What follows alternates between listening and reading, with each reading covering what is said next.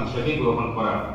তাহলে আল্লাহ রাব্বুল আলামিন সূরা তাওবার 119 নম্বর আয়াতে বলেন যে হে ঈমানদারগণ, তোমরা আল্লাহ তাআলাকে ভয় করো, ওয়াকুনু মা'আস সাদিকিন, এবং তোমরা সত্যবাদীদের সাথে থাকো।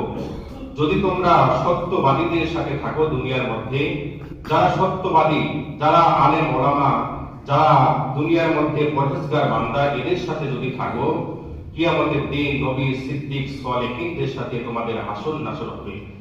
এজন্য অবশ্যই ভালো মানুষের সংলাপ গ্রহণ করা। ইমানি জীবন এবং ইমানি মরণ হওয়ার জন্য তৃতীয় নাম্বার সত্য হচ্ছে ভালো মানুষের সংলাপ গ্রহণ করা।